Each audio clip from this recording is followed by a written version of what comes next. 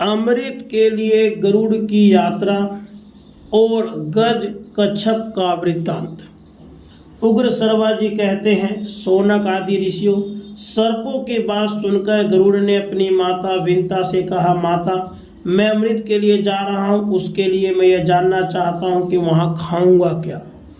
विंता ने कहा, बेटा, समुद्र में निषादों की एक बस्ती है, उन्हें खाकर तुम अमृत ले आओ। एक बात का स्मरण रखना, ब्राह्मण का वध कभी मत करना, वे सबके लिए अवध्य हैं। गरुड़ जी माता की आज्ञा के अनुसार उस द्वीप के निषादों को खाकर आगे बढ़े। गलती से एक ब्राह्मण उनके मुंह में आ गया, जिससे उनका तालू जलने लगा। उसे छोड़कर वे कश्यप जी के पास गए। कश्यप जी ने कहा, बेटा, तुम लोग सकुशल तो हो ना? आवश्यकता अनुसार भोजन तो मिल जाता है ना? गरुड़ जी ने कहा, मेरी माता सकुशल है, हम भी सानंद से हैं।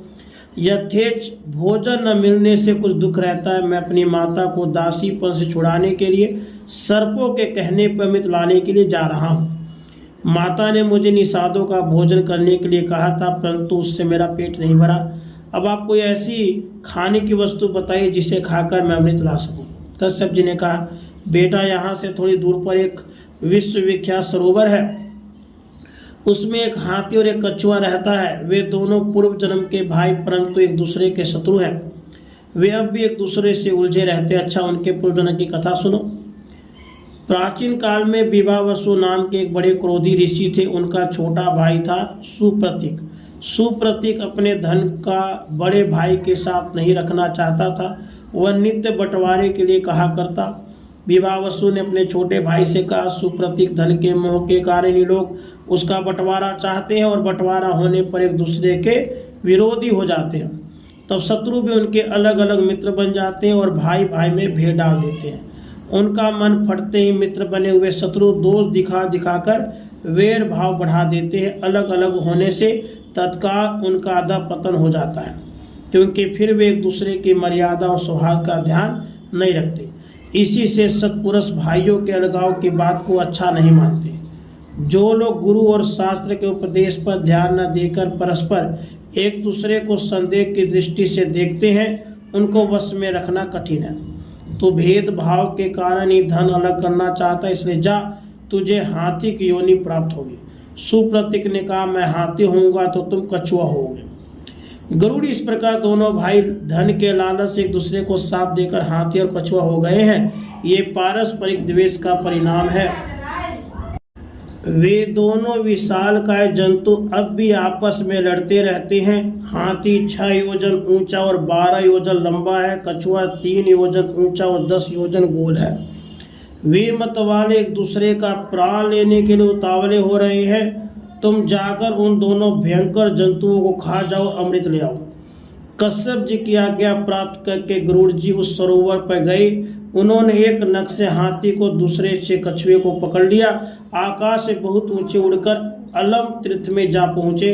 वहां सुवर्णगिरी पर बहुत से देव वृक्ष लहलहा रहे थे। वे गरुड़ को देखते ही इस भय से कांपने लगे कि कहीं उनके धक्के से हम टूट न जाए। उनको भयभीत देखकर गरुड़ जी दूसरी ओर निकल गए। उधर एक बहुत सा वट वृक्ष था। वट वृक्ष से गरुड़ जी को मन के वेग से उड़ते देखकर कहा, तुम मेरी 100 योजन लंबी शाखा पर बैठकर हाथी और कछुए को खा लो। ज्यों ही गरुड़ जी उसकी शाखा पर बैठे, त्यों ही वह चढ़ चढ़ाकर टूट गई और गिरने लगी। गरुड़ जी ने गिरते गिरते उस शाखा को पकड़ लिया और बड़े आश्चर्य से देखा, उसमें नीचे की ओर सिर करके वालखिल्य नामक ऋषिगण लटक रहे हैं। गरुड़ जी ने सोचा कि यदि शाखा गिर गई तो ये सप्तर्षि, ये तपस्वी ब्रह्मर्षि मर जाएंगे। अब उन्होंने झपट कर अपनी चोंच से वृक्ष की शाखा पकड़ ली और हाथी तथा कछुए को पंजे में दबाए आकाश में उड़ने लगे। कहीं भी बैठने का स्थान न पाकर वे आकाश में उड़ते ही रहे। उस समय उनके पंखों की हवा से पहाड़ भी कांप उठते थे। वालखिल्य ऋषियों के ऊपर दया भाव होने के कारण वे कहीं बैठ न सके और उड़ते उड़ते गंधमादन पर्वत पर गए। कश्यप जी ने उन्हें उस अवस्था में देखकर कहा, बेटा, कहीं सहसा साहस का काम न कर बैठना।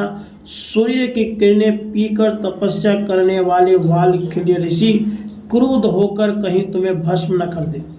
पुत्र से इस प्रकार कहकर उन्होंने तपस्सुद्ध वाल के लिए ऋषियों से प्रार्थना की, तपोधनो गरुड़ प्रजा के हित के लिए एक महान कार्य करना चाहता है, आप लोग उसे आज्ञा दीजिए। वाल के लिए ऋषियों ने उनकी प्रार्थना स्वीकार करके वट वृक्ष की शाखा छोड़ दी और तपस्या करने के लिए हिमालय पर चढ़े गए। गरुड़ जी ने वह शाखा फेंक दी और पर्वत की चोटी पर बैठकर हाथी और कछुए को खाया। गरुड़ जी खा पीकर पर्वत की उस चोटी से ही ऊपर की ओर उड़े। उस समय देवताओं ने देखा कि उनके यहाँ भयंकर उत्पात हो रहे हैं। देवराज इंद्र ने बृहस्पति के पास जाकर पूछा, भगवान यकायक बहुत से उत्पात क्यों होने लगे? कोई ऐसा शत्रु तो नहीं दिखाई पड़ता जो मुझे युद्ध में जीत सके। बृहस्पति ने कहा, इंद्र तुम्हारे अपराध और प्रमाद से महात्मा वाल्मीकि ऋषियों के तपोबल से विनता नंदन गरुड़ अमृत लेने के लिए आ रहा है। वह आकाश में स्वच्छंद विचरता इच्छा अनुसार उद्धार कर लेता है। वह अपनी शक्ति से असाध्य कार्य को भी साध सकता है। अवश्य ही उसमें अमृत लेने की शक्ति है। बृहस्पति की बात सुनकर इंद्र ने अमृत के रक्षकों को सावधान करके कहा कि देखो, परम पराक्रमी पक्षीराज गरुड़ यहाँ से अमृत ले जाने के लिए आ रहा है, सचेत रहो, वह बलपूर्वक अमृत न लेने पावे। सभी देवता और स्वयं इंद्र भी अमृत को घेर कर उसकी रक्षा के लिए डट गए। गरुड़ ने वहां पहुंचते ही पंखों की हवा से इतनी धूल उड़ाई कि देवता अंधे से हो गए। वे धूल से ढककर मूढ़ से बन गए। सभी रक्षक आंखें खराब होने से डर गए। वे एक क्षण तक डाह करते हैं, गरुड़ को देख भी न सके। सारा स्वर्ग शुद्ध हो गया। चोंच और डैनों की चोट से देवताओं के शरीर जर्जरित हो गए। इंद्र ने वायु को आज्ञा दी कि तुम इस धूल को पर्दा फाड़ दो, यह तुम्हारा कर्तव्य है। वायु ने वैसा ही किया। चारों ओर उजाला हो गया। देवता उन पर प्रहार करने लगे। गरुड़ ने उड़ते ही उड़ते गरज कर उनके सबके प्रहार सह लिए और आकाश में उनसे भी ऊंचे पहुंच गए। देवताओं ने शस्त्रों के प्रहार से गरुड़ तनिक भी विचलित नहीं हुए। उनके आक्रमण को विफल कर दिया। गरुड़ के पंखों और चोंचों की चोट से देवताओं की चमड़ी उधड़ गई। शरीर खून से लथपथ हो गया। वे घबराकर स्वयं ही तितर बितर हो गए। उसके बाद गरुड़ आगे बढ़े। उन्होंने देखा कि अमृत के चारों ओर आग के लाल लाल लपटें उठ रही है। अब गरुड़ ने अपने शरीर में 8100 मुंह बनाए और बहुत सी नदियों का जल पीकर उसे धधकती हुई आग पर उड़ेल दिया। अग्नि शांत होने पर छोटा सा संधान करके वे और आगे बढ़े। राधे कृष्ण।